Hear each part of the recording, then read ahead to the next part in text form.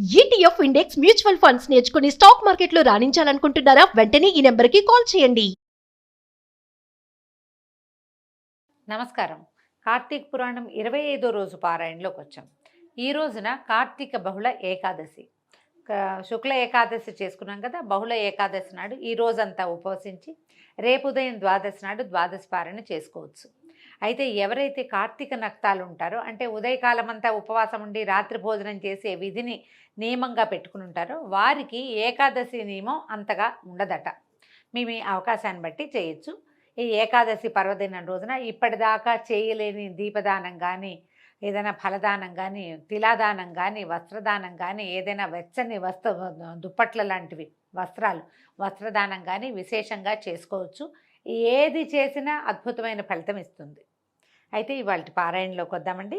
పృథు మహారాజు ఇలా అడిగాడు, నారద, నీ చేత అద్భుతంగా చెప్పబడినటువంటి తులసి మహాత్మ్యాన్ని విని ధన్యుణ్ణయ్యాను. అదేవిధంగా కార్తీక వ్రతాచరణ, దాని ఫలితాన్ని తెలుసుకుని కూడా చాలా సంతోషించాను. ఎంతో సవిస్తరంగా చెప్పావు తండ్రి. అయితే ఎవరెవరు ఈ కార్తీక మాసాన్ని ఆచరించి ధన్యాత్ములయ్యారు, ఇంకా ఎవరైనా తెలిసిన వాళ్ళు ఉన్నారా, వాళ్ళని గురించి ఏదైనా విశేషం చెప్పమని అడిగితే నారద మహాముని ఇలా చెప్తున్నాడు. చాలా కాలం పూర్వము సహ్యపర్వతాల దగ్గర, సహ్యాద్రి పర్వత పంక్తుల దగ్గరలో కరవీరం అని ఒక చిన్న ఊరుండేది. ఆ ఊళ్ళో ధర్మవేత్త, నిరంతరము హరిపూజాసక్తుడు, నిత్య ద్వాదశాక్షరి జపవ్రతుడు, అతిథి సేవాపరాయణుడు అయినటువంటి ధర్మదత్తుడు అనే ఒకనొక బ్రాహ్మణ ఆయన ఉండేవాడు. ఈయన ఏం చేశాడట, ఒక కార్తీక మాసంలో విష్ణు జాగరణ చేదలిచిన వాడే, అంటే ఏకాదశి నాడు వెళ్ళాడనమాట. తెల్లవారుజామునే లేచి పూజోపకరణాలు సమకూర్చుకుని విష్ణువాలయానికి బయలుదేరాడు. ఆ దారిలో వంకరలు తిరిగిన ఘోర దంష్ట్రలు, పాటిస్తున్న నాలుక, ఎర్రటి కళ్ళు, దళసరిపాటి పెదాలు, మాంసరహితమైన బక్కటి ఎండిపోయినటువంటి దేహం కలిగింది. పందివలే ఘూర్ణిస్తున్నది అయిన ఒక దిగంబర రాక్షసి తారసిల్లింది. ఆయనకి కనపడింది ఒక రాక్షసి. ఎండుగా ఉంది, బక్కగా అంటుకుపోయింది, డొక్కలు అంటుకుపోయి, నాలిక బయటికి వచ్చి నాలిక పైకి కిందకి పావు నాలికలాగా కదులుతూ, కళ్ళు మిడిగుడ్లుగా కళ్ళు, ఒంటి మీద వస్త్రాలు లేవు, స్త్రీ శరీరం అని తెలిసేలాగా ఉంది, కానీ ఎండిపోయినట్టుగా ఉందన్నమాట. చూడ్డానికి భయం వేసేలాగా ఉందట. ఈత పొదలాగా జుట్టు, పళ్ళు కూరలు బయటకు వచ్చేసి కనపడుతున్నాయి. ఎంత భయం వేసేలాగానో ఉంది. అయితే ఆమె కనపడేసరికి దాన్ని చూసి భీతి చెందిన రాక్షసుడు హరిస్మరణతో తులసీభరితమైన జలతాడనం చేయటం వల్ల ఆ నీళ్లు సోకగానే దాని పాపాలన్నీ పటాపంచలైపోయాయి. ఈయన చేతోటి నీళ్లు పట్టుకెళ్తున్నాడు దేవాలయానికి. తులసి కూడా పట్టుకున్నాడు. ఈ చేత్తో ఇట్లా తులసి పట్టుకుని ఇట్లా కమండలం పట్టుకున్నట్ట. ఈ తులసి జారి ఆ నీళ్లలో పడింది. ఈయన భయపడి చేతిలో ఉన్న వస్తువు విసిరేశాడు దాని మీద. మనం కూడా చేస్తాం చూడండి, అట్లా చేతిలో ఉన్నది ఏదో అది ఏమిటో చూసుకోకుండానే చేస్తాం. ఈ తులసి కలిసిన జలం ఎప్పుడైతే ఆ రాక్షసు మీద పడిందో వెంటనే దానికి ఈ పూర్వజన్మ జ్ఞానం వచ్చేసింది. తన పాపాలన్నీ పటాపంచలైపోయినాయట. ఈ పాపాలన్నీ పోవటం వల్ల తద్వారా కలిగిన జ్ఞానం వలన కలహ అనే పేరున్న ఆ రాక్షసి ఆ బ్రాహ్మణుడికి సాష్టాంగంగా ప్రణమిల్లి నేల మీద పట్టుకుని దండం పెట్టేసిందిట. తన పూర్వజన్మ కర్మ విపాకాన్ని ఇలా విన్నవించింది. కలహ ఏం చెప్తోందంటే, ఓ పుణ్యమూర్తిపైన ఓ బ్రాహ్మణ, పూర్వములో నేను సౌరాష్ట్ర దేశమందలి భిక్షుడనే బ్రాహ్మణుని భార్యను.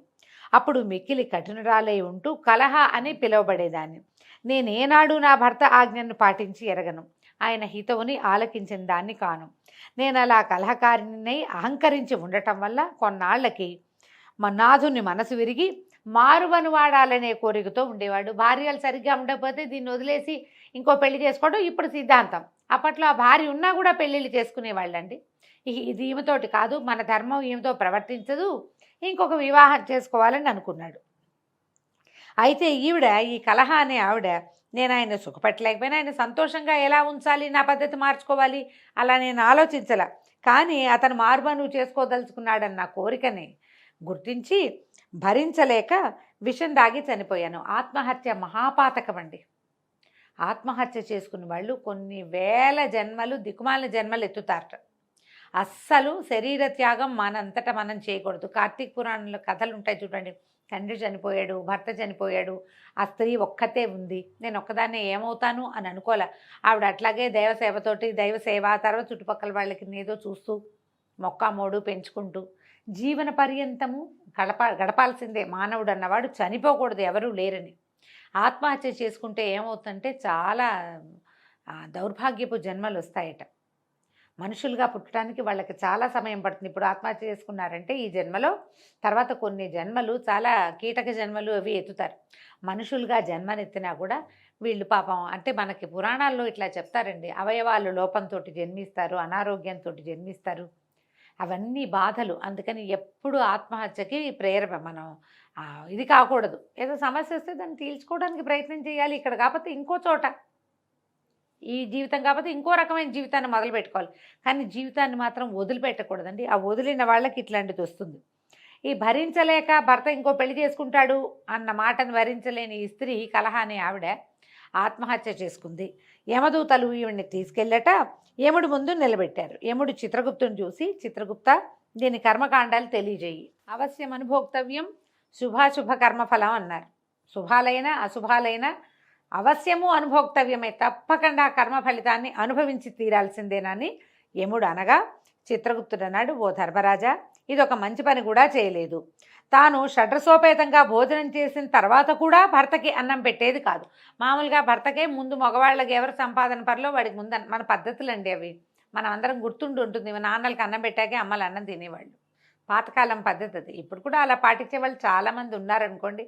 అలాంటి వాళ్ళు ఉన్నంతకాలం ఇంకా కలియుగం నడుస్తూ ఉంటుంది మరి. అయితే ఈవిడేం చేసేది, తను భోజనం చేశాక భర్తకి కంచంలో అన్నం పెట్టేది కాదు. అందువల్ల మేక జన్మ ఎత్తి బాధిష్ట అగుగాక. అందువల్ల ఏమిటి, ఈవిడ ఈ పని చేసింది కాబట్టి మేక జన్మలు ఎత్తాలంటే మన భూలోకంలో ఉన్న మేకలన్నీ మొగుడికి అన్నం పెట్టకుండా తాము తినేసిన వాళ్ళే మేకలయ్యారనమాట. నిత్యము భర్తతో కలహించి అతని మనసుకి బాధ కలిగించినందుకు గాను పురుగై పుట్టుగాక. వండిన వంటను తానొక్కతే తిరిన పాపానికి పిల్లిగా పుట్టి తన పిల్లలను తనే తినుగాక. భర్తృద్వేషిణి అయి ఆత్మహత్య చేసుకున్నందుకు వలన అత్యంత నిందితమైన ప్రేత శరీరాన్ని పొందుగాక. ఇది ప్రేత రూపాన్ని పొంది కొన్నాళ్ళు నిర్జల స్థానంలో ఉండి అనంతరం సత్కార్యములను ఆచరించుగాక అని తీర్మానించాడు. ఇన్ని శిక్షలు వేశారండి. ముందు మేఘగా పుట్టు, తర్వాత ఏం చేతు పురుగ్గా పుట్టు, తర్వాత పిల్లిగా పుట్టు, తర్వాత ప్రేత శరీరాన్ని పొంది గాలిలో తిరుగుతూ ఉండు. నిర్జనంగా ఉండేది ఎవరు, నిర్జలము నిర్జనము కూడా, జనం లేని చోట జలం కూడా లేని చోట ఉండి ఉండి ఉండి ఉండి ఆ తర్వాత ఏదో సత్కార్యాలు ఆచరించవచ్చు. అప్పుడెప్పటికో సరైన జన్మ వస్తుందని చిత్రగుప్తుడు చిట్టా చదివి చెప్పాడు. అది మొదలుగా ఓ ధర్మదత్త, నేను 500 సంవత్సరాల పాటు ఈ ప్రేత శరీరం ధరించి ఆకలి దప్పులతో అల్లాడుతూ అలనాటి నా పాపాలకై దుఃఖిస్తున్నాను. అయితే అనంతరము కృష్ణా సరస్వతి సంగమ స్థానమైన దక్షిణ దేశానికి రాగా అక్కడి శివగణాలు నన్ను తరిమి కొట్టగా ఇలా వచ్చాను. పరమ పావనమైన తులసి జలాలతో నీవు తాడించడం వలన ఈ పాటి పూర్వస్మృతి కలిగింది.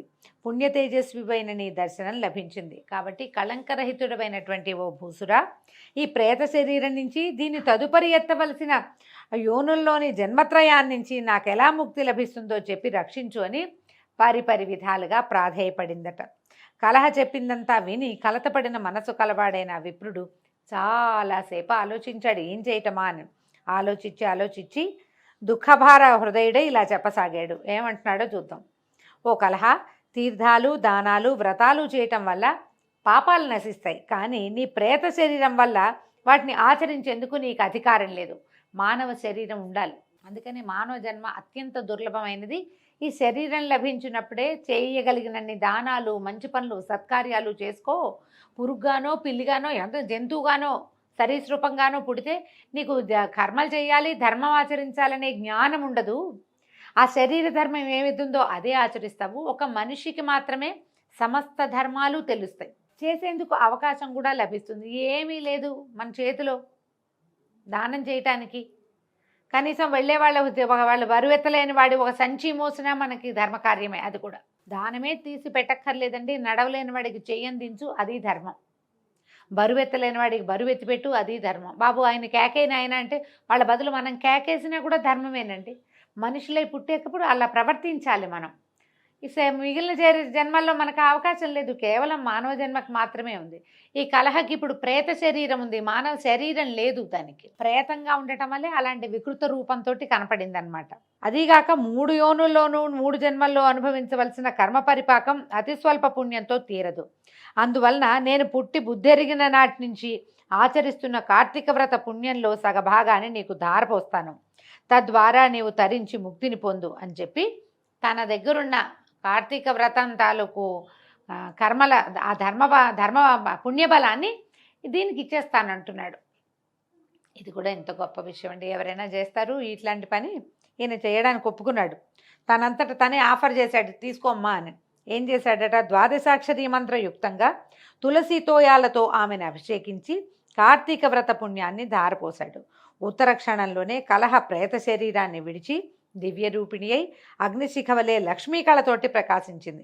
అమితానందంతో ఆమె ధర్మదత్తునికి కృతజ్ఞతలు చెప్పుకుంటూ ఉండగానే విష్ణు స్వరూపులైన పార్షదులు ఆకాశం నుంచి విమానంతో సహా వచ్చారు. వారిలోని పుణ్యశీల సుశీల అనేటువంటి ద్వారపాలకుల చేత కలహ విమానమందు ఆసీనగా చేయబడి అప్సరోగణాల చేత సేవించబడసాగింది. ఆ విమానాన్ని చూస్తూనే అందులోని విష్ణుగణాలకి సాష్టాంగపడ్డాడు ధర్మదత్తుడు. సుశీల పుణ్యశీలులు ఇద్దరూ అతన్ని లేవదీసి అతనికి సంతోషం కలిగించేలాగా ఇలా చెప్పారట. ఓ విష్ణుభక్త, దీనులయందు దయాబుద్ధి కలవాడవు, ధర్మవిధుడవు, విష్ణుభక్తుడవు అయినటువంటి నీవు అత్యంత యోగ్యుడవు. లోకోత్తరమైన కార్తీక వ్రత పుణ్యాన్ని ఒక దీనురాలి కోసం త్యాగం చేయటం వల్ల నీ 100 జన్మల్లోని సమస్తమైన పాపాలు యావత్తూ సర్వనాశనమైపోయాయి. ఈమె పూర్వసంచితమంతా నీచే చేయించబడిన స్నానఫలం వల్ల తొలగిపోయింది. విష్ణు జాగరణ ఫలంగా విమానం తేబడింది. నీవు ఆమెకు అర్పించినటువంటి దీపదాన పుణ్యం వల్ల తేజరూపాన్ని, తులసీ పూజాదుల వలన విష్ణు సాన్నిధ్యాన్ని ఆమె పొందబోతోంది. ఓ పవిత్ర చరిత్రుడా, మానవులకు మాధవ సేవ వల్ల కలుగని మనోవాంఛితమంటూ ఏదీ లేదు. విష్ణు ధ్యాన తత్పరుడైన నీవు 2 భార్యలతో నువ్వు కలిసి అనేక వేల సంవత్సరాల పాటు విష్ణు సాన్నిధ్యంలో వినోదించగలవు. సంతోషపెట్టారు. విష్ణు సాన్నిధ్య సుఖం, విష్ణు సాయుధ్యం నీకు లభిస్తుంది అని చెప్పి ఆయన్ని సంతోషపెట్టి ఇంకా చెప్తున్నారు. ఓ ధర్మదత్తుడా, వైకుంఠంలో నీ పుణ్యఫలానుభవం తర్వాత తిరిగి నువ్వు భూలోకంలోని సూర్యవంశంలో దశరథుడనే మహారాజుగా పుడతావు. ఈ జన్మలో నీకు భార్యలుగా ఉన్న 2 కూడా నీ యొక్క పుణ్యవశం చేత నీకు మళ్ళీ భార్యలుగా పుడతారు. ఇప్పుడు నీ చేత పుణ్యాభిషిక్త అయిన ఈ కలహయే నీకు ఆ జన్మలో 3వ భార్యగా పరిణమిస్తుంది. దివ్య కార్యార్థి అయి భూమిని అవతరించున్న విష్ణువు రేపొద్దున పుట్టబోతున్నాడు విష్ణుమూర్తి. ఆయన ఆ పుట్టుకలో నీ కుమారుడుగా జన్మిస్తాడు. ఓ ధాత్రి సురవరేణ్య, విష్ణువునకు అత్యంత ప్రీతికరమైన ఈ కార్తీక వ్రతంతో సమానమైన యజ్ఞ యాగాదులు కానీ దాన తీర్థాదులు కానీ ఏమీ లేవని తెలుసుకో. అంతటి మహోత్కృష్టమైనది, నీచే ఆచరింపబడినది ఈ కార్తీక వ్రతంలోని సగభాగపు పుణ్యానికే ఈ స్త్రీ విష్ణులోకాన్ని పొందుతోంది. ఆమెను ఉద్ధరించాలనే నీ సంకల్పం నెరవేరింది కనుక నువ్వేమి దిగులు పడక నాయనా, ఈవిడ ఉద్ధరించబడింది. తదుపరి జన్మలో ఇంకా కొంతకాలం, అంటే ఇక్కడ మొత్తం వీళ్ళు పుణ్యబలం అంతా అయ్యాక మళ్ళీ భూమి మీద పుడతారు. మనమంతా కూడా అట్లాగే పుడతామట. నువ్వేమో దశరథుడుగా పుడతావు. ఈ జన్మలో నీ భార్యలు 2 ఎవరైతే ఉన్నారో వాళ్ళిద్దరూ నీకు భార్యలుగానే వచ్చే జన్మలో దశరథుడిగా పుట్టినప్పుడు నీకు భార్యలు అవుతారు. ఇప్పుడు నీ వల్ల ఈ విష్ణు సాయుధ్యం లభించినటువంటి ఈ కలహ నీ 3వ భార్యగా జన్మిస్తుంది. భగవంతుడు కార్యాంతరం కోసం, అంటే శిష్టరక్షణ దుష్ట శిక్షణ చేయటం కోసం భూమి మీద అవతరించబోయే రామావతారంలో అతను నీకు కుమారుడుగా జన్మిస్తాడని తెలియజేశాడు. ఈ సుశీల పుణ్యశీలుడు 2 కూడా, అంటే విష్ణు పార్షదులైన వాళ్ళిద్దరూ ఈయనకి ధర్మదత్తుడికి తెలియజేశారు. ఈ విధంగా ఈరోజు పారాయణ పూర్తయిందండి. రేపు ఉదయం 26వ రోజు పారాయణలో మళ్ళీ కలుసుకుందాము. నమస్కారం.